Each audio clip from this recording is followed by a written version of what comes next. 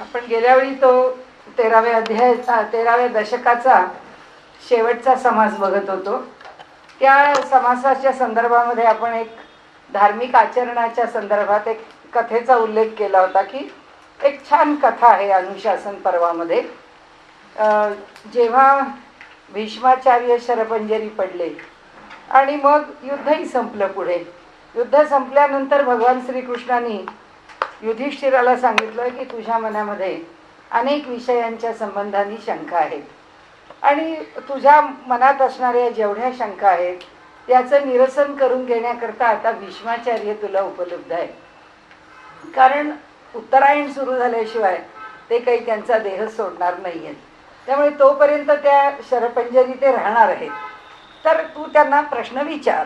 तर जे विचारायचं असेल ते धर्मसंबंधाने. तर त्यांनी सांगितलं हो मला विचारायचं आहे. आणि म्हणून तो जेव्हा युधिष्ठिर जातो भीष्माचार्यांकडे तेव्हा पांडव म्हणाले आम्ही येतो. भगवान श्रीकृष्ण आले, अनेक ऋषीमुनी आले, असे सर्वजण ज्यांना ज्यांना श्रवणाच्या विषयी विशेष आवड आहे अशी खूप मंडळी त्या ठिकाणी गेली. आणि संबंध ह्या अनुशासन पर्वामध्ये भीष्माचार्य आणि युधिष्ठिर असा संवाद आहे आणि त्याच्यामध्ये तो वेगवेगळे प्रश्न विचारतो आणि त्या प्रश्नांची उत्तरं युधिष्ठिराला भीष्माचार्यांनी दिलेली आहेत.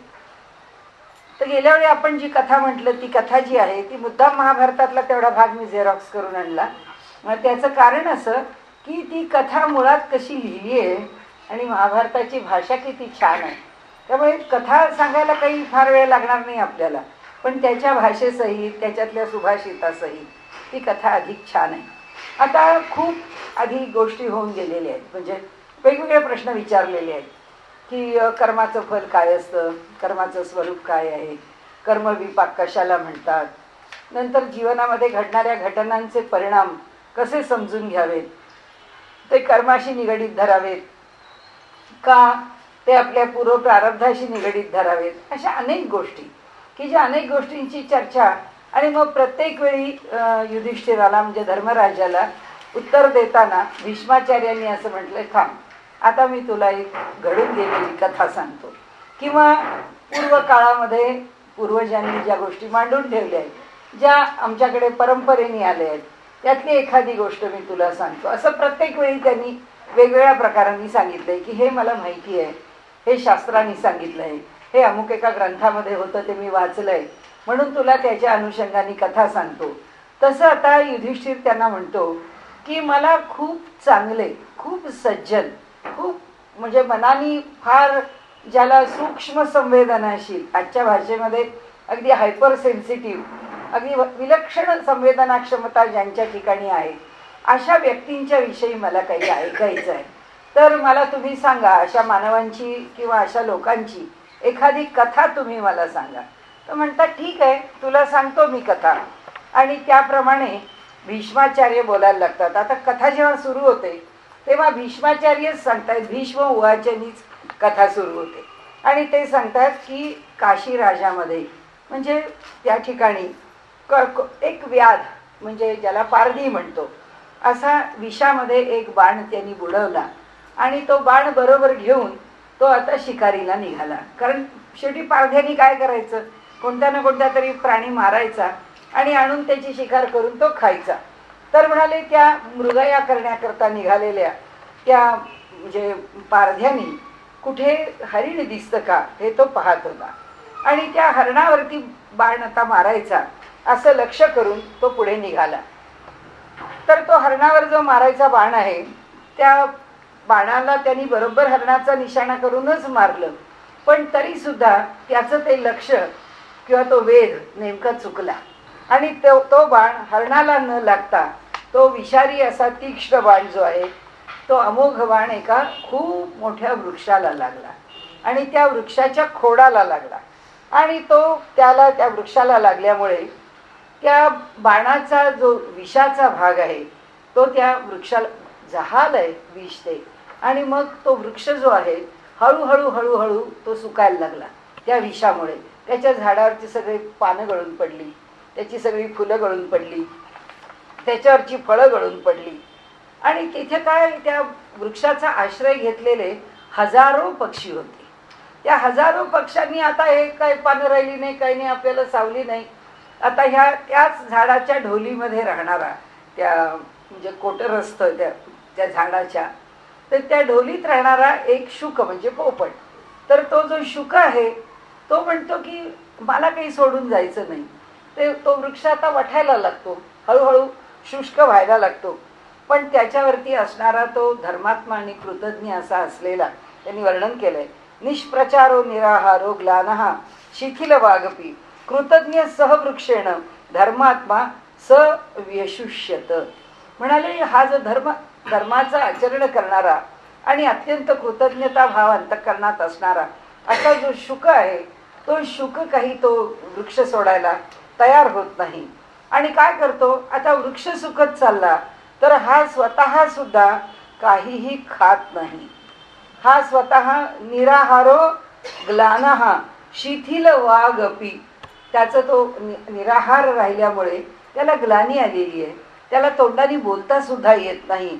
असा कुठेही हलायला सुद्धा ज्याला आता कठीण झालंय अशी स्थिती त्याला प्राप्त झाली, कारण तो काही खात नाही. आता इतका अलौकिक बुद्धी असलेला की हा वृक्ष वटतो आहे, सुकतो आहे, म्हणून आपण पण काही खायचं नाही असं मानणारा हा उदार आणि असा सुखदुःखाच्या मध्ये या सर्व ठिकाणी म्हणजे वृक्षाच्या ठिकाणी किंवा जगाच्या ठिकाणी ज्याच्या अंतःकरणामध्ये एकच भाव आहे, असा मोठा विद्वान, असा मोठा बुद्धिमान, असा मोठा संवेदनाक्षम असा तो पोपट आहे, तो शुक आहे. तो शुक काही त्या वृक्षावरून हलत नाही. आता या पक्षाची ही निष्ठा पाहिली की आता हाही लवकरच गतप्राण होईल, कारण वाचा बंद झाली, हालचाल बंद झाली, जवळजवळ गतप्राण झाल्यासारखाच असा निश्चित पडून राहिलेला आहे. तर इंद्राला असं वाटतं की आपण ह्या पक्षाच्या करता आपण जावं. कारण का, तर पक्षी योनीमध्ये इतकी मनाची संवेदना क्षमता, एवढी जाण, एवढी बुद्धी ही कुठे बघायला मिळणार आहे आपल्याला. म्हणून त्याला बघण्याकरता, म्हणून त्याला भेटण्याकरता तो इंद्र त्या ठिकाणी निघतो. तो म्हणतो खरोखरच असं पक्षाच्या चरित्रामध्ये पाहणं अवघड आहे. पण लगेच इंद्राचं पुढचं वचन व्यासांनी लिहिलंय. ते म्हणाले की इंद्र म्हणतो की नाही, असं तरी का म्हणावं आपण, कारण असं आहे की प्राणी असो की पक्षी असो की पशु असो, कुणी असो, या सगळ्यांच्याच ठिकाणी एक सारखीच बुद्धी प्रकट होऊ शकते. म्हणजे मनुष्य अधिकाधिक संवेदनाक्षम हा पक्षी योनीमध्ये सुद्धा होऊ शकतो, पशु योनीमध्ये पण होऊ शकतो. आता कथेतून कथा आहे, पण ती कथा केव्हा तरी सांगितली. बहिणाबाईंची कथा आहे. बहिणाबाईंच्या बरोबर त्यांच्या पूर्वजन्मातल्या, त्यांच्या बरोबर तपश्चर्या करणाऱ्या अशा दोन त्यांच्या सख्या. नंतर बहिणाबाईंना हा शेवटचा जन्म येतो. तुकाराम महाराजांच्या शिष्या बहिणाबाई, म्हणजे ह्या बहिणाबाई चौधरी नाही, आधी हाताला चटके तेव्हा मिळते, त्या सोपानदेव चौधरींच्या आई आहेत. या संत बहिणाबाई आहेत ज्यांचा गाथा आहे. तर असंच म्हणजे पशु पक्ष्यांच्या मध्ये तर त्यांच्या त्या दोन मैत्रिणी ज्या आहेत यांना मानव जन्म मिळतो बहिणाबाईंना, आणि त्यांच्या त्या दोन मैत्रिणींना एक गाय आणि एक वासरू होते. आणि ते गाय वासरू हे त्यांच्या जवळ येतात. ती पण एक सगळी कथा खूप सुंदर आहे. आपण केव्हा तरी पुनर्जन्माच्या संदर्भातली आहे ती आपण इथे पुढे केव्हा विषय आला तर बघूया. तर आता पशु पक्षी योनीमध्ये सुद्धा हा अधिकार असतो का, तर लगेच इंद्र म्हणतात की नाही नाही, असं का माझ्या मनात आलं की पक्षाच्या ठिकाणी हा अधिकार असू शकत नाही. नाही, नक्कीच असतो. पक्षी सुद्धा या अधिकाराने युक्त असू शकतो. म्हणून ते म्हणतात प्राणीनाम इह सर्वेषाम सर्वं सर्वत्र दृश्यते, की सर्व प्राण्यांच्या ठिकाणी सुद्धा हा भाव आम्ही कुठेही पाहत राहिलो तरी आम्हाला बघता येतो. आता त्यांना वाटलं की आपण इंद्ररूपाने कशाला जायचं, म्हणून ततो ब्राह्मण वेषेण मानुषम रूपम आस्थिता, म्हणून त्यांनी माणसाचं रूप धारण केलं, ब्राह्मणासारखा पेहराव केला आणि ते त्या ठिकाणी आले. अवतीर्य महिम शक्रस्तम पक्षिणम उवाच, आणि तिथे आल्यानंतर त्यांनी पक्षाला विचारलं, बोलले त्याच्याशी. शुकभो पक्षिणाम श्रेष्ठ दाक्षेही सुप्रजास्त्वया पृच्छेत्वा शुष्कमेतम वै कस्मान्न तेजसी द्रुमम. अरे म्हणाले, तुझा अधिकार सामान्य नाहीये. तुझ्या आशीर्वादाने दक्षाची जी दाक्षेय म्हणजे दक्षाच्या ठिकाणी असलेली ही कन्यका तिचं सुद्धा खूप कल्याण झालं, तिच्या कल्याणाकरता आशीर्वाद दिलेला तू, आणि आता ह्या अशा निष्प्राण होत चाललेल्या वृक्षावरती शुष्कमेतम वै कस्मान न तेजसी द्रुमम, इतकं शुष्क होत आलं तरी सुद्धा हा वृक्ष तू का सोडत नाहीयेस, का तुला अजून तिथे राहावंसं वाटतंय. आणि म्हणून ते म्हणाले अथ पृष्ठा शुकः प्राह मूर्धा समभिवाद्यतम स्वागतम देवराजाय विज्ञानस्तपसा मया. आता अशा प्रकारे जेव्हा शुकाला विचारलं त्याबरोबर त्यांनी काय केलं, मूर्धा आपलं जे मस्तक आहे ते खाली वाकवलं, त्यांना खूप आदराने नमस्कार केला, त्यांना या म्हणून त्यांचं स्वागत केलं आणि दोन हात जोडून बोलावं असं प्रणाम करून त्यांच्याशी तो बोलू लागला. म्हणाला की हे देवराज इंद्रा, आपलं स्वागत आहे, मनुष्यवाणीने बोलतोय, आपलं स्वागत आहे. मी एवढी तपश्चर्या केलेली आहे की माझ्या तपामुळे आपण ब्राह्मण वेशधारी कुणी सामान्य मनुष्य नाही आहात हे मी ओळखलं आहे. आपण साक्षात इंद्र आहात आणि त्यामुळे आपल्याला ओळखून मी आपल्याला यथोचित सन्मान करून मी आपला आदर करतो आहे.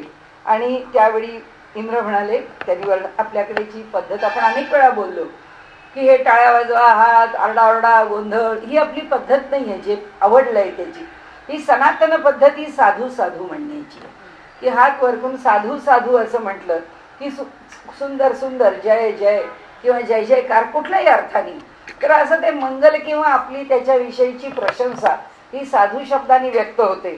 तसं इंद्र म्हणतात ततो दशशताक्षेण, ज्याला 1000 नेत्र आहेत असा साधू साध्वीती भाषितम. त्यांनी म्हटलं साधू साधू, अरे तू काही सामान्य शुक नाहीस, तू मला ओळखलंस, तू माझ्या आदरात इतके केलंस. आता सांग म्हणाले. हा असा बलसूदन इंद्र जो आहे तो म्हणतो की अरे तुझ्यासारख्या शुकानी या वृक्षावरती का राहावं, इथे राहण्याची कारण काय, त्याची तुझी ही सुहृद भाव जो आहे, या वृक्षाच्या ठिकाणचा जो तुझा भाव आहे, हा भाव तू का बरं धारण केलेला आहेस, मला कळत नाहीये म्हणाले. आणि म्हणून मला असं वाटतं की तू मला समजावून सांग की तुझा काय भाव आहे. तर त्यावेळी तो पुन्हा एकदा म्हणतो की ह्या सगळ्या वृक्षाचे निष्पत्रम अफलम, याला फळही नाही, याला पानही नाही, शुष्क झालेलं आहे. आणि असं असताना सुद्धा ह्या जिथे पक्ष्यांनी राहावं असं योग्यतेचं हा वृक्षही राहिलेला नाही, तर तू दुसऱ्या वृक्षांच्या वर का नाही गेलास. आणि या वनामध्ये तर सजीव वृक्ष कितीतरी आहेत, एकापेक्षा एक सुंदर आहेत, एकापेक्षा एक विशाल आहेत, त्या वृक्षांवर तू का नाही गेलास. तर त्यांनी म्हटलं की ह्या वृक्षामधून तू निघ आणि इथून यथेष्ट, म्हणजे तुला जे यथाइष्ट वाटेल अशा यथेष्ट स्थानावरती जाऊन तू तुझा निवास कर. असं म्हणाले. मला असं वाटतं की जी स्थानं शुभ आहेत, दिसायला सुंदर आहेत आणि खूप वृक्षराजी दाट आहे, अशा ठिकाणी फळं आहेत, तू तिथे जाऊन राहा. त्यावेळी त्यांनी म्हटलं की ह्या गतायुष्यम असामर्थ्यम क्षीणसारम हतश्रियम विमृश्य प्रज्ञया धीर जहिमम ह्य स्थिरम द्रुमम. म्हणाले ह्या निर्जीव सामर्थ्यहीन वृक्षाचा त्याग करून तू पुढे निघून जा. त्यावेळी त्या शुकानी, तो धर्मात्मा शुक हा शक्रेण भाषितम, त्या धर्मात्मा शुकानी त्या शक्र म्हणजे इंद्राच्या बरोबर संवाद सुरू केला आणि त्यांनी सांगितलं सुदीर्घम अभिनिश्वासस्य दीनो वाक्यम उवाच. त्यांनी दीर्घ असा निश्वास, अंगात ताकद आहे कुठे त्याच्या, त्यांनी दीर्घ निश्वास सोडला. शब्द कसे असतात बघा, दीर्घ निश्वास का सोडावा लागतो, कारण क्रिया करायची आहे म्हणून. दीर्घ श्वास नाही घेतला जात, दीर्घ श्वास घेतला तर बोलता येणार नाही. दीर्घ निश्वास सोडला जातो जेव्हा दीर्घ श्वास घेऊन बाहेरचा प्राण आत घेतलाय, एनर्जी आत घेतली, शक्ती आत घेतली आणि आता उच्छ्वासाबरोबर बोलता येणार आहे. म्हणून त्यांनी दीर्घ उच्छ्वास टाकलाय आणि अत्यंत दुःखित असा झालेला असा तो बोलायला लागलेला आहे. आणि म्हणाले अनतिक्रमणीयानी दैवतानी शचीपते. म्हणाले हे इंद्रराज, म्हणाले आपल्याला मी काय सांगावं, परंतु दैवाचं उल्लंघन कोणीच करू शकत नाही. आणि ज्याच्याकरता आपण मला प्रश्न विचारता आहात त्या प्रश्नाचं मी आपल्याला आता उत्तर देतो. तेव्हा अस्मिन अहम द्रुमे जातः साधुभिश्च गुणैर्युतः बालभावेच संगुप्तः शत्रुभिश्च न धर्षितः. म्हणाले मी ह्या वृक्षावरती जन्म घेतला, या वृक्षावर मी लहानाचा मोठा झालो, या वृक्षाने माझ्यावरती चांगले संस्कार केले. म्हणाले ह्या विषय बघा कसा केलेला आहे. म्हणाले त्यांनी माझं प्रतिपालन केलं. म्हणाले अस्मिन अहम वृक्षे द्रुमजातः साधुभिश्च गुणैर्युतः. माझ्याकडे सज्जनत्व जे आलेलं आहे ते ह्या वृक्षाच्या सहवासाने आलंय. त्याचा संस्कार ह्या वृक्षाने माझ्यावरती केलेला आहे. आणि म्हणून म्हणाले हे कधीही मी ह्याला शत्रुभिश्च न दर्शित आहात. कधीही म्हणाले शत्रूंनी माझ्यावरती हल्ला या ठिकाणी केला नाही. कारण का तर ह्या वृक्षाने मला संरक्षण दिलं, त्यांनी माझ्यावर कृपा केली. आणि त्यामुळे मोठी मोठी आता समजा आले मोठे मोठे पक्षी किंवा आणखीन काही इतर जसं आता ही झाड आहे घार आहे आणि आले आणि त्या एका पोपटाला उडवायला काय लागतं तर केव्हाच त्या शुकाचा अंत झाला असता. पण ह्या वृक्षाने मला पूर्ण संरक्षण दिलं. माझा कधीच मला कठीण प्रसंग माझ्यावर आला नाही. आणि त्यामुळे हे इंद्रा तू पापरहित आहेस.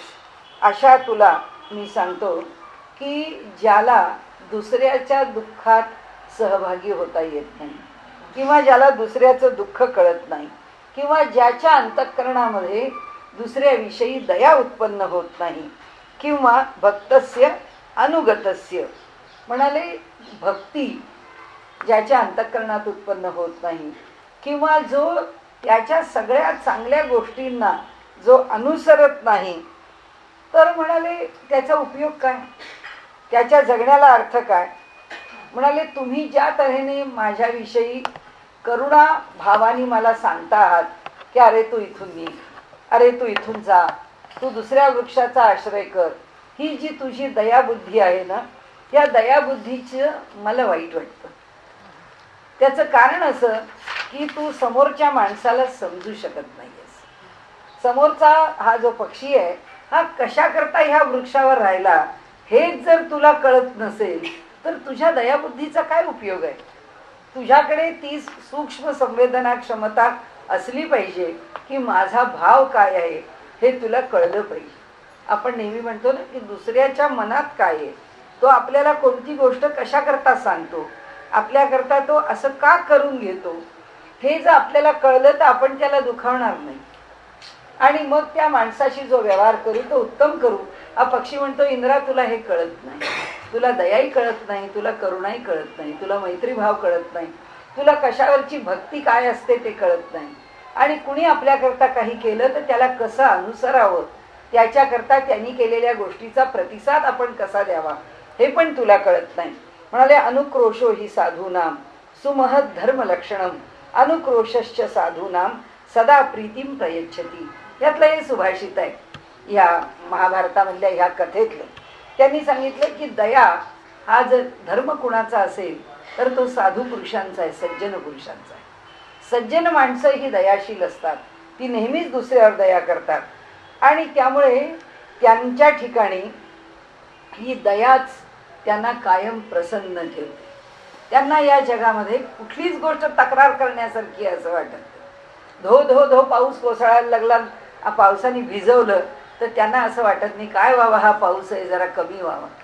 ते त्या पावसाच्या ठिकाणी सुद्धा दयाबुद्धीनीच व्यवहार करतात. येणारा प्रत्येक कष्टाचा क्षण हा त्यांच्या अंतःकरणात हा कष्टाचा आहे असं वाटत नाही. ते त्या प्रत्येक विपरीत गोष्टीच्या ठिकाणी ते दयाभावानीच पाहतात. आणि म्हणून त्यांनी सांगितलं की हे बघा म्हणाले सगळ्या देवतांच्या ठिकाणी म्हणाले जो संदेह निर्माण होतो आमच्या व्यवहाराबद्दल त्या व्यवहाराच्या संदर्भामध्ये मी तुला विचारतो की ह्या सगळ्या देवता ज्या आहेत त्या देवता आपण कोणत्या निमित्ताने ह्या जगाचं अधिपत्य करता आहात आणि त्या कशा करता प्रतिष्ठित झालेल्या आहात. कारण आमच्या देहामध्ये असलेल्या ज्या देवता आहेत त्या कशा आहेत, आम्ही जो व्यवहार करू त्यालाच फक्त प्रतिसाद देणारे आहेत. म्हणजे या देवतांना दया माहिती नाही आहे. दया कोण करतो, साधू करतो, संत करतो, देवता नाही. देवतांकडे हिशोब आहे. आम्ही काय केलं त्याप्रमाणे आम्हाला नामदेव महाराज म्हणतात तसं घेशी तेव्हा देसी ऐसा अससी तू उदाहरण. आम्ही जसं तुझ्याशी वागतो, भगवंतानी वचन लिहिले गीतेमध्ये ये यथा माम प्रपद्यन्ते तांस्ततैव भजाम्यहम्.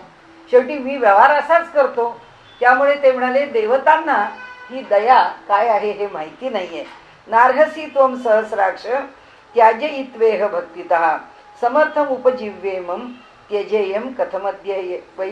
तो म्हणतो की हे सहस्रलोचना म्हणाले जसं माझ्यासारखा मनुष्य हा भक्त आहे आणि तू त्याला हे सोडायला सांगतोय असा वृक्ष, हे तुझं सांगणंच उचित नाही, हे अयोग्य आहे, तुझा हा सल्लाच अयोग्य आहे. ज्यावेळी हा वृक्ष समर्थ होता त्यावेळी आम्ही हजारो पक्षी इथे राहत होतो. या हजारोंना तो आमचं संरक्षण करत होता, आमच्या खाण्यापिण्याची व्यवस्था करत होता. त्याची ती ढोली किंवा त्याचं ते कोटर जे आहे ते इतकं मोठं होतं की त्याच्यामध्ये आम्हाला कितीतरी जणांना पूर्णपणे सुरक्षा लाभत होती. आणि त्यामुळे सगळ्यांनी आपलं जीवन याच्याच आश्रयाने धारण केलं. आता असा प्रसंग उत्पन्न झाल्यानंतर मात्र मी त्याला सोडून जावं हे कसं योग्य आहे. तर त्याचं हे वाक्य ऐकलं आणि ते ऐकल्यानंतर इंद्र फार हर्षित झाले आणि हर्षितः पाकशासनः आणि ते शुकम प्रोवाच.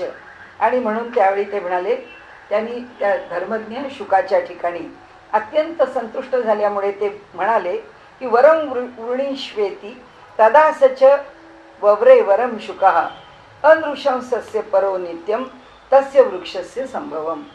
वर माग म्हणाले, आता तुम्ही प्रसन्न झालं, तू ज्या प्रकाराने मला उत्तर दिले आहेस त्या प्रकाराने मला निरुत्तर केलंयस तू आणि तुझं मोठेपण तू सिद्ध केलंयस. तर त्या दयापरायणी शुकाने काय सांगितलं, त्यांनी सांगितलं की हा जो वृक्ष आहे मला तुम्हाला एकच मागायचं आहे, ह्या वृक्षाला पुन्हा पहिल्यासारखं हिरवं करा आणि ह्या वृक्षाला पुन्हा फळाफुलांनी बहरून टाका. विदित्वाच दृढाम शक्रस्ताम शुके शील संपदम प्रीत क्षिप्रमथो वृक्षम अमृते नाव सिक्तवान. आता काय तर इंद्रच आहे, त्याच्या हातात अमृताचा कुंभच आहे. त्यांनी त्या वृक्षावरती अमृताचं सिंचन केलं आणि ते सिंचन केल्यानंतर त्या वृक्षावर दृढभक्ती असलेला हा जो शुक आहे तिथे बसलेला आहे आणि तशाच स्थितीमध्ये तो जो वृक्ष आहे तो पुन्हा हिरवागार फळाफुलांनी भरून असलेला असा त्या वृक्षाचं स्वरूप झालं. ततः फलानी पत्राणी शाखाश्चापी मनोरमा शुकस्य दृढभक्तित्वात श्रीमत्वम चापस द्रुमहा.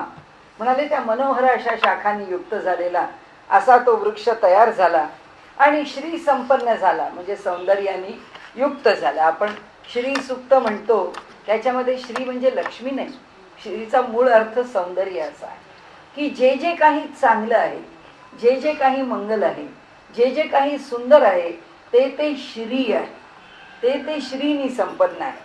आणि म्हणून शुकश्च कर्मणा तेन आनृशंस्य कृतेन आयुषोंते महाराज पापशक्र सलोकताम.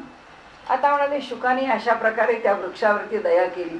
खूप दीर्घ काळपर्यंत तो त्या वृक्षावरती राहिला आणि जेव्हा त्यांनी आपला देह टाकला तेव्हा तो इंद्रलोकाला गेला त्या ठिकाणी. म्हणून आता पुढे युधिष्ठिराला भीष्माचार्य सांगतात, एवमेव मनुष्येंद्र भक्तिमंतम समाश्रिता सर्वार्थ सिद्धिम लभते शुकम प्राप्ती यथा द्रुमहा. ज्याप्रमाणे म्हणाले त्या वृक्षावरती भक्ती करणारा तो जो शुक आहे त्या आश्रयाचं स्मरण ठेवून त्यांनी ज्याप्रमाणे आपल्या जीवनामध्ये आपलं कल्याण साधलं आणि साधू व्यवहार केला आणि त्या व्यवहारातून त्याचं श्रेष्ठत्व सिद्ध झालं, त्याच्या ठिकाणी त्या तपाचरणाने सामर्थ्य प्राप्त झालं. तसंच म्हणाले भक्तिमान पुरुष जे आहेत ते नेहमीच सज्जनतेचा आश्रय करतात. ते कोणत्याही प्रकारे आपल्या अंतःकरणामध्ये स्वार्थ ठेवत नाहीत. म्हणजे आता पहा, त्या पक्षाच्या ठिकाणचा भाव त्या वृक्षाच्या ठिकाणी असलेला, ते जसं रामायणामध्ये तुलसीदासांनी म्हटलंय की प्राण जाये परवचन न जाये, ही रघुकुलाची रीत आहे. तर या रीतीप्रमाणे जसा तो भाग आहे तसा महाभारतामध्ये अशा छोट्या छोट्या कथा खूप सुंदर आहे आणि त्याच्यामध्ये त्या प्रत्येकाचं स्वरूप सांगितलंय की काय त्या कथेचं रूप आहे, काय त्याच्यातून आम्हाला बोध दिला आहे. की म्हणाले या प्राण्यांच्याकडून सुद्धा, आणि खरंच आहे म्हणजे आता तो सगळा एवढा मोठा शुक आणि तो त्या वृक्षावरती राहिला, पण आपल्या घरात असलेले पाळीव प्राणी सुद्धा इतकेच आपल्याशी डायलॉग ठेवून असतात. म्हणजे घरामध्ये मी एकटी होते, मी कधी उशिरा उठत नाही, त्यामुळे म्हणजे आपला शेरू माझ्या खिडकीच्या खाली झोपतो. घरामध्ये मी एकटीच होते आणि डॉक्टर शेतावर होते. मी सकाळी त्या दिवशी रात्री पहाटेपर्यंत मी त्या मोपल्याचं बंड हा जो विषय आहे तर तो मी रात्रभर ऐकत होते. तर ते माझं ऐकून झालं तेव्हा सकाळचे 5:30 झाले. मग मी 5:30 वाजता जरा झोपले आणि आता झोपले, मला झोपच लागली. 8 वाजले, मी उठले नाही. त्यांनी त्या खिडकीवर टकटक केलं, तो मागच्या खिडकीशी आला. तो सगळ्या घरात काय भानगडे, आज घराच्या खिडक्या उघडत नाही, दरवाजे उघडत नाही, ही बाई उठत नाही. आणि शेवटी तो त्या मागच्या खिडकीशी येऊन जोर जोरात भुंकायला लागला की त्याला वाटलं ही आली नाही तर दुसऱ्याला. पुढच्या गेटपाशी गेला, माझा पुतण्या खाली होता, त्याला त्यांनी भुंकून भुंकून सांगितलं की ही अजून उठलेली नाही. आणि त्याच्या एवढ्या आरडाओरडीने मी जागी झाले. तर माझी खिडकी उघडायला मी गेले तिथे, तर त्यांनी मला सांगितलं ते मागच्या खिडक्या उघड. आधी तो त्या मागच्या खिडक्यांपाशी गेला, म्हणाला आधी घराच्या सगळ्या खिडक्या उघड, मग तू माझे. त्याच्याशी मी बोलायला गेले, म्हटलं आता हा एवढ्या बिचारा 4 लोकांना गोळा करतोय माझ्याकरता, म्हणून तर तो भुंक तिकडे आला, त्यांनी आधी खिडक्या दरवाजे उघडा. म्हणजे किती कळतं त्यांना की वेळ होऊन गेली आहे, ही उठली नाही आणि घरात ही एकटी आहे, म्हणजे हिला सांभाळण्याचं काम माझं आहे. म्हणजे आपल्याला वाटतं की हे जे प्राणी आहेत हे प्राणी खूप समजतं, त्यांना फक्त बोलता येत नाही, पण त्यांच्याकडे जाणण्याची कुवत पुष्कळ असू शकते. तर अशा बोधकथा आहेत या, आणि अनेक कथांच्या दृष्टांतांनी त्यांनी हा विषय पुढे नेलाय. आता आपला 14वा दशक सुरू होतोय. या 14व्या दशकाचा पहिला जो समास आहे, या पहिल्या समासामध्ये त्यांनी निस्पृहांचं लक्षण सांगितलंय की निस्पृह ज्याला समाजामध्ये संघटन करायचं आहे, किंवा समर्थांनी सांगितलंय तसं की रूप लावण्य अभ्यासिता न ये. म्हणजे रूप आणि लावण्य ह्या गोष्टी ज्या आहेत, माणसाच्याकडे सौंदर्य किंवा आकर्षकता ही काही विशेष, आता आज आपण म्हणू अभ्यासिता ये, कारण आता सगळी पार्लर्स एवढी आम्हाला उपलब्ध आहेत की आमचं रूप लावण्य अभ्यासिता येऊ शकतं.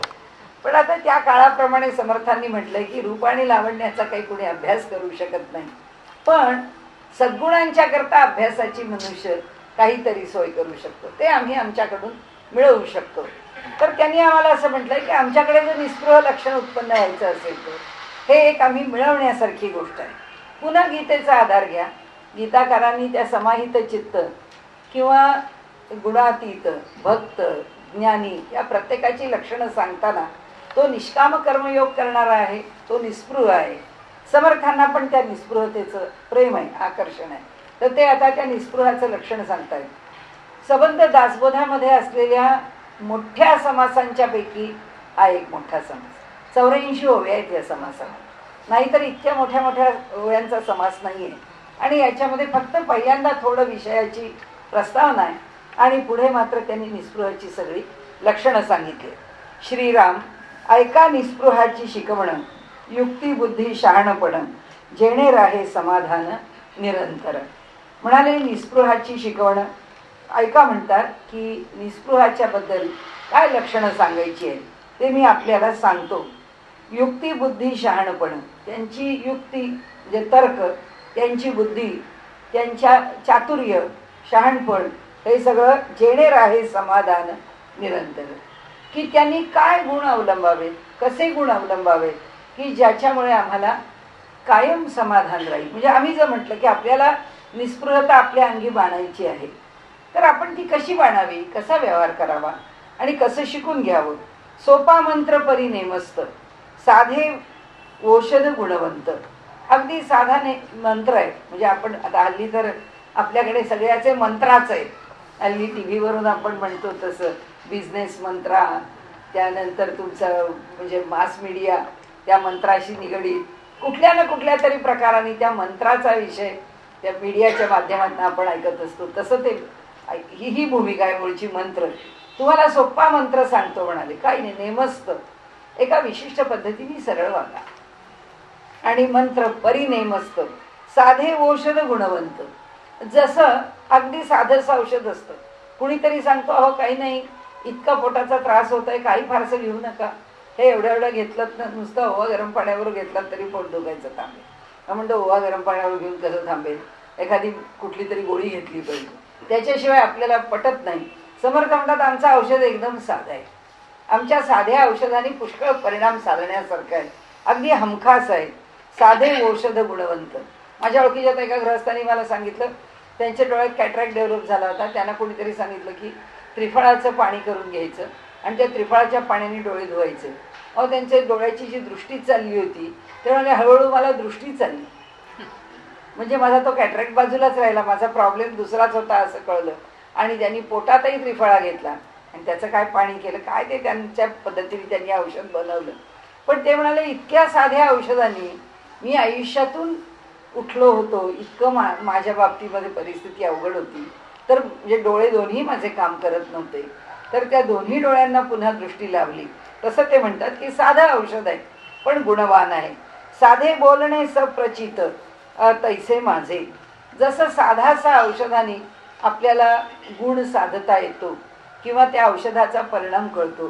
ताप आला काही घेऊ नका, नुसतं त्रिभुवन कीर्ती घ्या, बरं वाटेल. मनुष्य लगेच अनेक औषधं सुरू करतो. तर ते म्हणतात तसं की साधंसं औषध आहे, त्या औषधाने जसं बरं वाटतं तसं माझं बोलणं अगदी साधं आहे, अगदी रोजच्या व्यवहारातलं आहे, पण तुम्हाला ते सप्रचित आहे. मी अनुभवाचे बोलतो, मी अनुभवाशिवाय बोलत नाही, त्यामुळे माझं प्रचितीचं बोलणं आहे. म्हणून सप्रचित तैसे माझे. तत्काळाची अवगुण जाती. काय होतं माझ्या बोलण्याकडे जर आपण नक्की लक्ष दिलं तर आपल्याकडचे जे दोष आहेत त्या दोषाचा परिहार ताबडतोब होतो. श्रवण केलियाचे फळ क्रिया पालटे तात्काळ. ते म्हणतात की वेळच लागणार नाही त्याला, की श्रवण करा की ताबडतोब तुमचं वागणं बदलेलंच बदलेल. तसं तात्काळाची अवगुण जाती, उत्तम गुणाची होय प्राप्ती. तुम्हाला गुणही उत्तम प्राप्त होतील. त्यानंतर शब्द औषध तीव्र श्रोती. तसं म्हणाले हे शब्दात रूपी औषध जे आहे ते कसं आहे, तीक्ष्ण आहे चांगलं.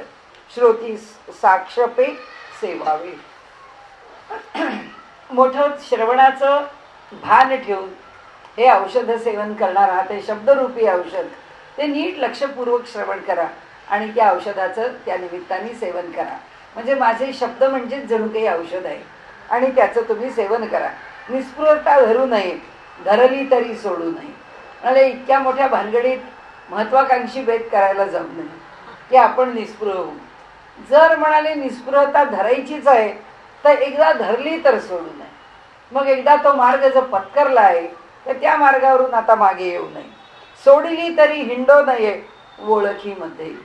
समजा हे सगळं केलं, पुष्कळ दीर्घ काळपर्यंत लोकांनी पाहिलं की हा मनुष्य फार निस्पृह आहे, पण ती निस्पृहता आमची टिकली नाही आणि आम्हाला जो मोह निर्माण झाला, तर त्यांनी सांगितलं ज्याला मोह निर्माण झाला आहे त्यांनी आपल्या परिचितांच्या मध्ये राहू नये.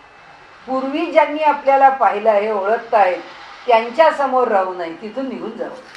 दुसरीकडे जाऊन जे आपल्याला ओळखत नाहीत त्या ठिकाणी आपलं हे नूतन जीवन आहे ते प्रकट करावं. म्हणाले कांता दृष्टी राखू नये. ते पुरुषांकरता सांगितलंय की स्त्रियांच्या बाबतीमध्ये वेडावाकडा विचार करू नये. सामर्थ्य संपन्न असावं मनुष्याने. मनास गोडी चाखवू नये. त्यानंतर अशा प्रकारचा व्यवहार करण्याकरता मनाने सुद्धा ह्या व्यवहारामध्ये पडू नये. म्हणजे मित्रमंडळी आहेत, आता कितीतरी, आता तर पुष्कळ पुढे, आता तर ह्या सगळ्या गोष्टी आउटडेटेड आहेत, आता सगळं फार फास्ट आहे. पूर्वी कसं असेल की मुलं एकत्र बसणार, कुणातरी मुलीला फोन करणार, त्या मुलीला सांगणार त्या बालगंधर्वमध्ये आम्ही या खुर्च्यांवर बसलेले असू, तू ये, आणि मग तू काय पांढरी साडी नेसून ये, नाही तर तू अशा रंगाचा ड्रेस घालून ये, आणि मग आम्ही असे कपडे घालून येऊ म्हणजे आम्ही तुला ओळखू. मुली पागल असल्या तर त्या तशा जातात तिथे, आणि त्या गेल्या की मुलं त्या कपड्यात नसतात, त्या जागेवर नसतात, मग त्या मुलींची खिल्ली उडवतात. हे असे जे प्रकार आहेत, मुलं एकमेकांना भरीला घालतात.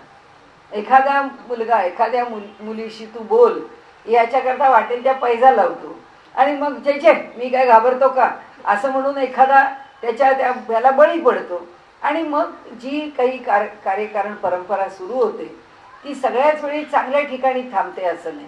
पुष्कळ गोष्टी त्रासदायक होऊन बसतात. म्हणून म्हणाले मनास गोडी चाखवू नये, धारिष्ट व चळता दाखवू नये मुख आपुले.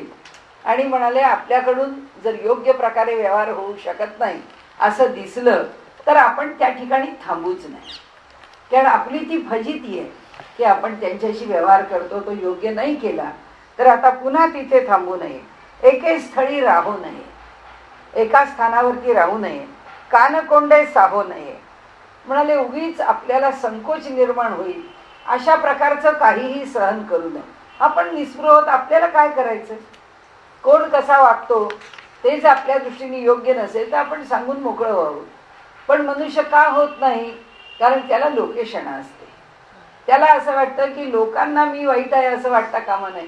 मी एका शोकेसमध्ये बसलेलो आहे, त्याच्या बाहेरच्या काचेला सुद्धा तडा गेलेला त्याला चालत नाही, याला लागून काय उपयोग? याच्यापर्यंत तर हा कधीच पोचू देत. स्वतःला त्यांनी जे एका फ्रेममध्ये ठेवून दिलेलं असतं त्या फ्रेममध्ये राहण्याची त्याची इच्छा असते. कोण चांगलं म्हणतं कोण वाईट म्हणतं हे त्याला नको असतं. आणि म्हणून आता कितीतरी चरित्र आपण पाहतो की जी एका निष्ठेने चालत राहतात त्यांना पुष्कळ प्रवाद सहन करावे लागतात. ते सगळे प्रवाद झेलत ते पुढे जात असतात. अगदी अलीकडच्या काळातलं मला तर अब्दुल कलामांचं चरित्र तसंच वाटतं. कितीतरी कॉन्ट्रावर्सीज आहेत त्यांच्या चरित्रामध्ये. आई आजारी पडली तरी हा मनुष्य जात नाही, वडील आजारी पडले तरी मनुष्य जात नाही.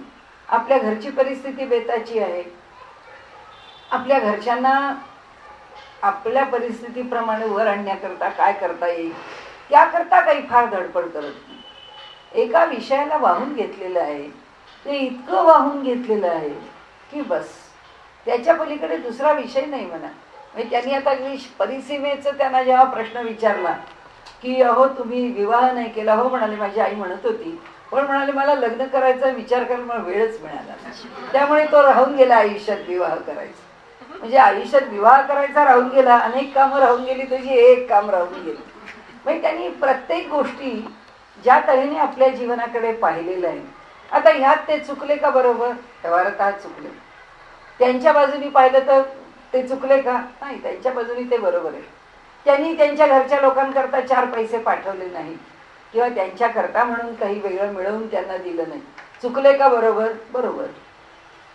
कारण त्यांची जी पुण्याई आहे, जेव्हा मनुष्य या टोकाचा त्याग करू शकतो आणि या परिसीमेचं अत्यंत ज्याला उत्कटतेने ध्येयवादी जीवन जगू शकतो, त्या मनुष्याची जी पुण्याई आहे तीच या बाकीच्यांना सांभाळत असते. गरजच नाही आहे त्यांनी उठून पैसे आणून द्यायची. यांच्या पुण्याईवरच कुटुंबातल्या लोकांना, जे आपल्याला विवेकानंदांचं माहिती आहे की विवेकानंदांच्या घरामध्ये अन्न दशा होती. विवेकानंद म्हणाले रामकृष्णांना की आपण म्हणता मला की आपल्या ठिकाणी येऊन राहा, आपल्याबरोबर राहा आणि आपण जे काही साधन करायचं कसं करू म्हणाले. माझे घरातली सगळी माणसं आईपासून सगळे उपाशी आहेत घरामध्ये, त्यांच्याकरता तरी मला काहीतरी केलं पाहिजे.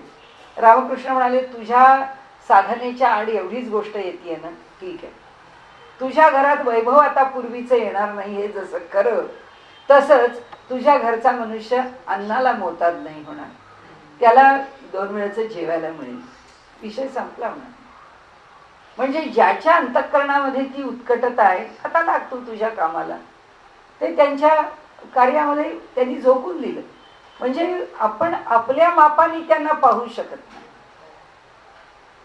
आपले निकष त्यांना लावू शकत नाही, तसंच त्यांच्या निकषावर आपल्या जीवनाचा विचार करू शकत.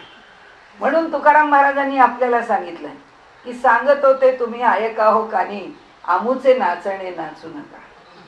म्हणजे आम्ही काय करतो असं वागायला जर तुम्ही निघालात तर हे तुम्हाला झेपायचं नाही. आणि म्हणून त्यांनी त्यांच्या भाषेमध्ये त्या तुकाराम महाराजांच्या विराण्यांमध्ये विषय आहे म्हणून त्या पद्धतीने विषय मांडलाय.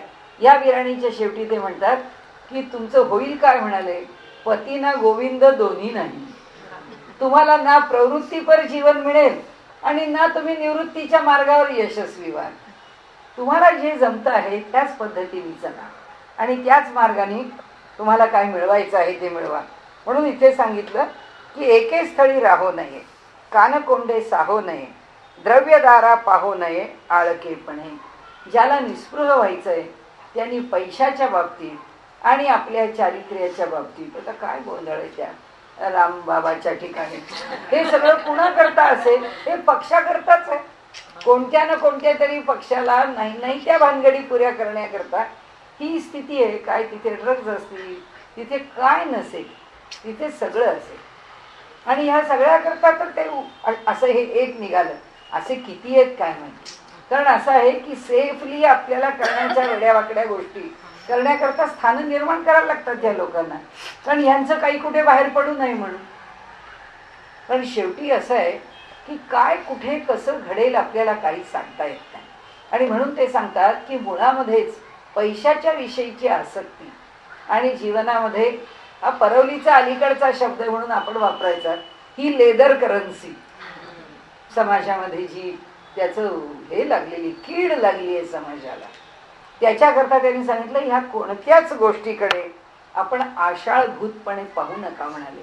ज्याला निस्पृह व्हायचं आहे त्याच्या ठिकाणी त्या पाहण्यामध्ये त्या गोष्टीकडे त्याचा जो दृष्टिकोन आहे तो द्रव्य आणि स्त्री या दोन ठिकाणी त्याचा दृष्टिकोन निकोप असलाच पाहिजे. आचार भ्रष्ट होऊ नये, दिल्या द्रव्य घेऊ नये. आपण आपला आचार सोडू नये. कुणी आपल्याला पैसे द्यायला लागला तर ते पैसे घेऊ नये. कारण मिंदा होतो, त्या पैशाचं मिंधे पण येतं. म्हणून उणा शब्द येऊ नये आपणावरी. आणि कुणी फट म्हणता कामा नये आपल्याला. कारण होतं काय की कुणाच्या तरी उपकाराच्या ओझ्याखाली आलं की त्याला नाही म्हणता येत नाही. सामाजिक पातळीवरती असो, वैयक्तिक पातळीवरती असो, म्हणाले उपकार घेऊ नये. त्या उपकाराच्या ओझ्याखाली याचं निस्पृहपणाचं तेज संपून जातं. मग ते म्हणतात पुढे की भिक्षेविषयी लाजो नाही, भिक्षा जरूर मागावी. कारण आता हे सगळं त्या निस्पृह पुरुष आहे त्याच्याकरता सांगतात. म्हणून म्हणाले भिक्षा जरूर मागावी, बहुत भिक्षा घेऊ नये.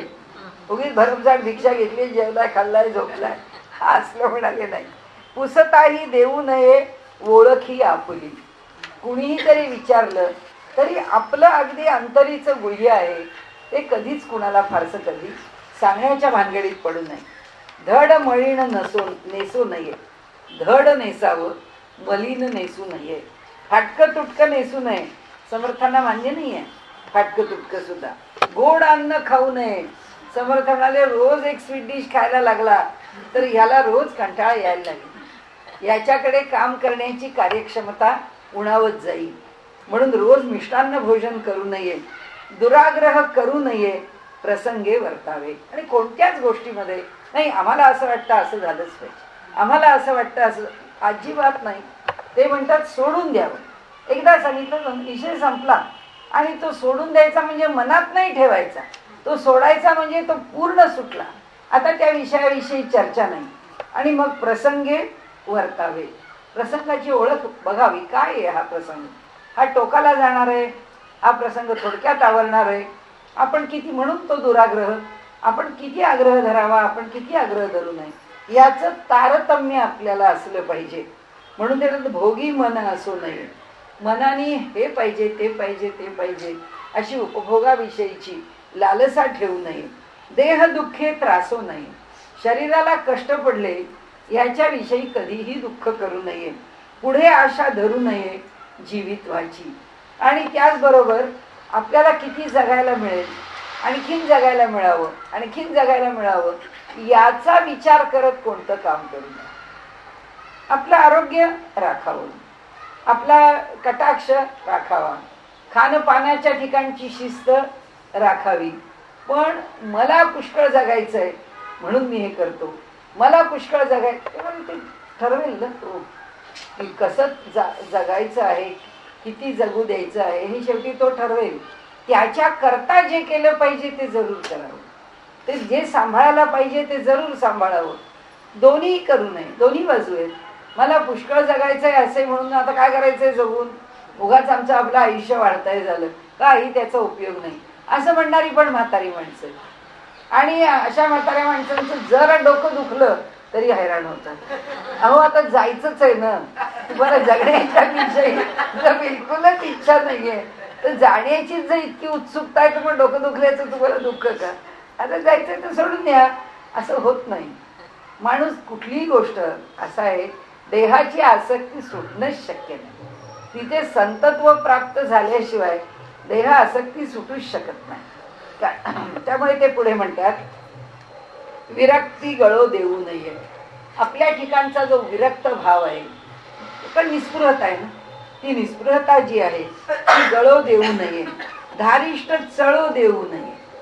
कुठल्याही परिस्थितीमध्ये आपल्या अंतःकरणामध्ये असणारं धैर्याचं स्वरूप कधी कमी होता कामा नये. ज्ञान मळीन होऊ नये, विवेक बळे. आणि म्हणाले ज्ञानाला सुद्धा मालिन्य आणू नये, विवेकाने ते सांभाळत राहा. कारण कुठल्याही परिस्थितीमध्ये निर्णय घेताना आपण समर्थांच्या आवडीचाच हा विषय, त्यांच्या मते गबाळेपणाने रागावला आहे, वेडेपणाने काहीतरी बोललं आहे, बेसावधपणाने काहीतरी व्यवहार केला आहे. समर्थांना यातलं काही मान्यच नाही. समर्थ म्हणतात सदा सावध असलं पाहिजे. तिसरे ते सावधपण सर्व विषयी, सर्व ठिकाणी सावध पाहिजे. बेसावध पण त्यांना मान्य नाही. म्हणून करुणा कीर्तन सोडू नये. कीर्तन करत असताना कीर्तनामध्ये फक्त हास्य विनोद लोकांची करमणूक नाही करू म्हणा. त्याच्यामध्ये ईश्वराची करुणा भागणं म्हणजे ईश्वराची भक्ती अंतःकरणामध्ये उत्पन्न कीर्तनकाराच्या कथाकाराच्या झाली तर श्रोत्याच्या उत्पन्न होईल. कारण असं आहे, श्रोत्याचं अंतःकरण कशाने भरून जावं हे वक्त्याच्या अंतःकरणावर अवलंबून. आणि वक्त्याचं अंतःकरण किती उत्कट आहे त्या भावाविषयी, त्यावरती त्या ठिकाणी निर्माण होणारा भाव अवलंबून.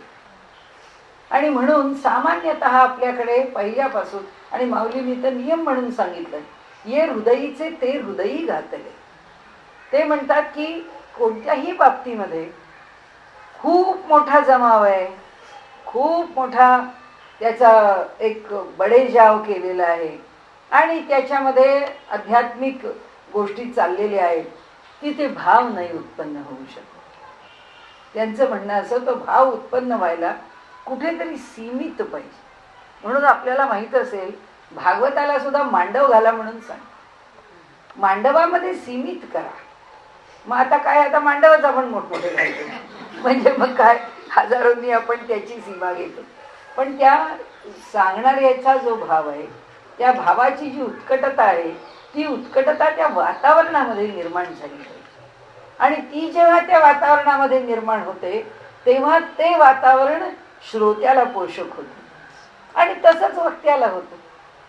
कारण वक्त्याचा जो भाव आहे तो वक्त्याला वर घेऊन जातो आणि जितका श्रोता भावाशी प्रामाणिक आहे तितका श्रोत्याला वर उचलतो. आणि म्हणून त्यांनी सांगितलं इथे करुणा कीर्तन सोडू नये, अंतर्ध्यान मोडू नये. आपल्या अंतरामधला जो भाव आहे तो भाव आपण थोडाही इकडे इकडे करू नये, मोडू नये. म्हणजे एक जी स्थिती आहे ही तर एक नेहमी मांडण्याची गोष्ट आहे की आपण आपला कोणताही व्यवहार करत असू, पण आपल्या अंतःकरणाची एक स्थिती किंवा एक उंची किंवा एक अवस्था आपल्याला जपता आलीच पाहिजे. की आपल्या मनातला विचार आहे मत्सराशी जाणारच नाही, आपल्या मनातला विचार आहे दुसऱ्याला दुखावण्याकरता निर्माण होणारच नाही, आपल्या मनातला विचार आहे तो आनंदाला सोडून राहणार नाही, आपल्या मनाची प्रसन्नता आपण कधीच घालवणार नाही. अशी जी अंतःकरणाची एक आपण आपल्याकडनं ठरवलेली उंची की या पातळीपर्यंत हे उतरणार नाही, हे इथपर्यंत हे असंच राहणार की मन प्रसन्न राहणार.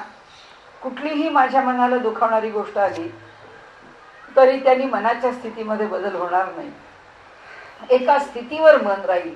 म्हणून ते म्हणतात की अंतर्ज्ञान सांडू नये. की आमच्या अंतरंगाची एक विशिष्ट स्थिती आहे, ती स्थिती आम्ही कधीही सोडू नये, मोडू नये. प्रेमतंतू तोडू नये सगुण मूर्तीचा. आणि अंतःकरणामध्ये सगुणाविषयीचं प्रेम अखंड असावं. देवता कोणतीही असो, पण त्या देवतेविषयीचा जो प्रेमभाव आहे तो आमच्या अंतःकरणामध्ये असलाच पाहिजे. कारण त्याच्याशिवाय सगुण कुणालाही धरा, देवता धरा, सद्गुरू धरा, आपल्याला आवडणारं असं व्यक्तिमत्व धरा, कारण शेवटी असं आहे आपल्या आपल्या रुचीप्रमाणे आपली श्रद्धा आहे, आपला भाव आहे. पण कुठेतरी भाव दृढ पाहिजे आणि त्या ठिकाणचा निसंशय भाव हा आम्हाला घडवत असतो. आणि म्हणून त्यांनी सांगितलं पोटी चिंता धरू नये. कोण चिंता करतो? जो स्वतःवर सगळी जबाबदारी घेत होतो. ज्यांनी सगळं त्याच्यावर सोपवलंय त्याला कसली आली आहे चिंता. म्हणाले हमन सर बोझ भारी क्या. कबीरांनी सांगितलं की आमच्या डोक्यावरती जरी मोठं ओझं दिलेलं असलं तरी सुद्धा जो चलना राह नाजूक है हमन सर बोझ भारी क्या. रहे आजाद या जग में हमन को बेकरारी क्या. कबीरा इश्क का मारा दुई को दूर कर दिल से. कबीर म्हणतात की म्हणाले मी या द्वैतामध्ये राहत नाही. हा मी आणि हा भगवंत हा भेद माझ्याकडे नाही. फक्त भगवंत, मी नाहीच. त्यामुळे कबीरा इश्क का मारा दुई को दूर कर दिल से. जो चलना राह नाजूक है हमन सर बोझ भारी क्या. जी चालायचा रस्ता आहे तो इतका नाजूक आहे म्हणजे अगदी हिमालयातला अगदी टोकाटोकाला गेलेला की इकडं दरी आहे, इकडे डोंगर आहे आणि मध्ये रस्ता अगदी जेमतेम पाऊल वाट आहे. थोडा जरी पाय सरकला तरी गच्छंती. असा रस्ता असून सुद्धा आम्ही जेव्हा त्या रस्त्यावरून चालतोय असा आमच्या जीवनाचा रस्ता, आमच्या साधनेचा रस्ता नाजूक आहे आणि आमच्या डोक्यावरती ओझं पुष्कळ आहे. त्याचं कारण आमचं चित्त, आमच्या ठिकाणी असलेले अनेक विकल्प, अनेक द्वंद्व, नंतर हे आमचे काम क्रोध लोभ मोह मत्सर आदी षड्रिपू, या सगळ्याचं ओझं काही कमी नाही आहे. पण म्हणाले या सगळ्यांचं जरी ओझं असलं तरी सुद्धा आम्हाला काही वाटत नाही. का? कारण कबीरा इश्क का मारा. कारण या कबीराचं रामावरती एवढं प्रेम आहे की कबीराचे विणितो शेले कौसल्येचा राम. का विणतो? कारण भक्तीच इतकी आहे की राम म्हणतो बाबा रे तू तुझ्या भक्तीतून बाजूला होऊच नकोस. शेले विणून तुझं पोट भरतं ना, त्याला भक्ती करत असताना भानच राहत नाही शेले विणण्याचं. पण शेला विणून तयार होतो. कबीर भजनामध्ये रमलेले असतात. म्हणून कबीर म्हणतात असतं की एक स्थिती अशी येते की राम हमारा भजन करे कबीर करे आराम, किंवा हम करे आराम. आम्ही आराम करतो, रामच आमचं भजन करतो. शेवटी स्थिती अशी येते की कबीराचं कबीर पण संपून जातं. कबीर राम होतो. यरा न जानाय परे राम है के प्राण है.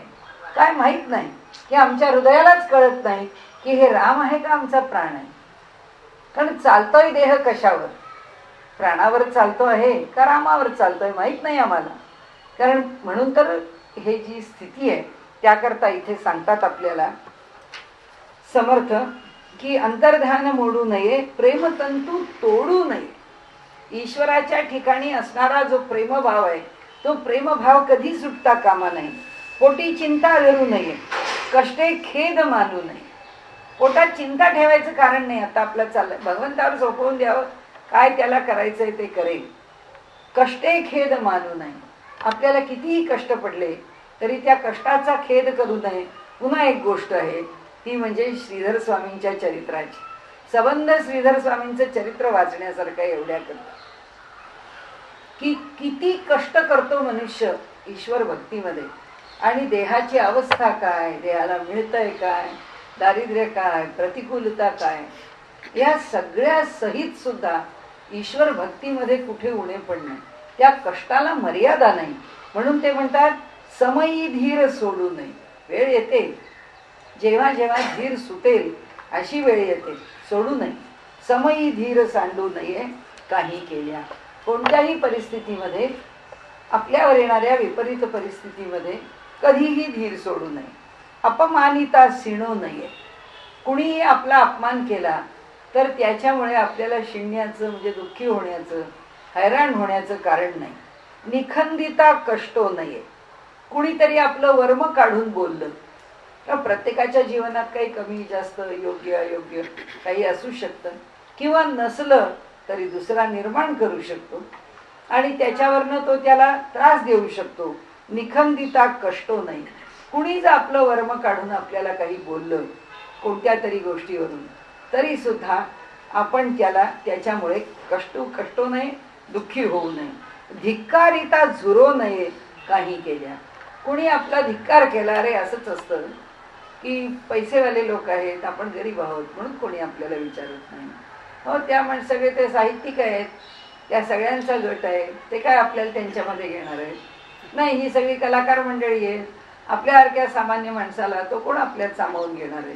ही मोठी आहेत, आपण लहान आहे, मग ते आपल्याला काय सामावतील? समर्थ म्हणतात आपण दुःख करू नये. हाती चले आपली चाल कुत्ते भुकते आहे तो भुकने दो. बाकीचे लोक काही का म्हणेना, आपण आपल्या चालीनी चालावं. आपण आपल्या पायाने चालत असतो, आपली चाल आपल्याला माहिती आहे. म्हणून ते म्हणतात लोकलाज धरू नये, लाजविता लाजो नये, खिजविता खिजो नये, विरक्त पुरुषे. अरे माणसानी असं झालं की लोकांची लाज धरायची. लोक म्हणतील अहो हे काय आहे, हे तुम्ही असे कसे, तुम्ही देवाचं नाव घेता, देवळात जाता, कीर्तन काय करता, प्रवचन काय करता, पारायणाला काय बसता, अहो ते सगळे जुनाट पद्धती आहेत, ते सगळ्या म्हाताऱ्या बायकांची कामं आहे, तुम्ही तरुण असून का करता. मग असं लोक जेव्हा तरुण माणसांनी काय करावं याचे जेव्हा नॉर्म्स ठरलेले आहेत त्याच्यासारखे आम्ही वागत नाही की आम्हाला लोक नाव ठेवतात. नाव ठेवलं की मग नाही. मग काही जणांचं असं असतं, आमचेच एक सर होते, सरांच्या लग्न केलेलं नव्हतं आणि त्यांचं इतका ते उपासना करतात, साधना करतात, आम्हाला काही माहीत नव्हतं. आमचा एक थोडा आम्ही ज्यावेळी MSc ला गेलो त्यावेळी त्या लोकांना MSc करणं कंपल्सरी होतं, म्हणजे त्यांना सक्तीचं झालं. म्हणून ते सगळे आमचे शिक्षक आमच्याबरोबर विद्यार्थी म्हणून आले. मग आम्ही अभ्यास बरोबर करायचो. तर आमच्या अभ्यासामध्ये जेव्हा आम्ही बसायचो तेव्हा आम्हाला कळलं, आम्ही त्यांच्या खोलीमध्ये एकदा प्रत्येकाच्या घरी आम्ही बसलो, त्यांच्या घरी जेव्हा बसायला गेलो तेव्हा ते वरच्या मजल्यावर आम्ही बसायचो, खालच्या मजल्यावर घर.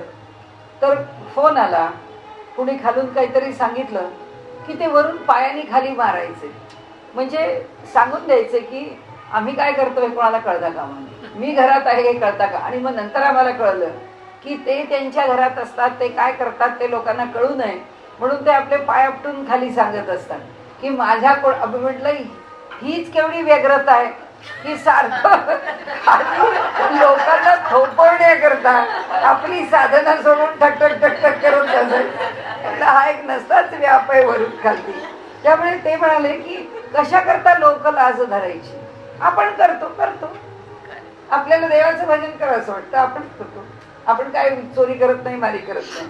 अरे लाजविता लाजो नये असतात असे लोक. अरे काय तुला एवढं जमत नाही, जा बरं अमुक एक कर. आपले डॉक्टर बापट, शिवदेव बापट आपल्या गल्लीतले कोपऱ्यावरचे अशीच मित्रमंडळी की त्यांना मोटरसायकलचं वेळ खूप. त्यावेळी त्यांनी त्यावेळची सुंदर मोटरसायकल घेतली, तेव्हाही बुलेट असेल, कोणती होती मला माहीत नाही. पण त्या एकदा ती मोटरसायकल घेऊन चालायचं म्हणजे किती, कुठे क्लासरूम पर्यंत ती मोटरसायकल आहे. तर ते सगळ्यांनी त्यांनी काय तू काय क्लासरूम मध्ये मोटरसायकल, त्यात काहीच विशेष नाही. तू वर्गाच्या बाहेर मोटरसायकल ठेवतो यात काही विशेष नाही. तू पेशंट्सना जेव्हा तू राऊंड घेतोस ना मोटरसायकलवर राऊंड घेतलीस तर विशेष घेतो.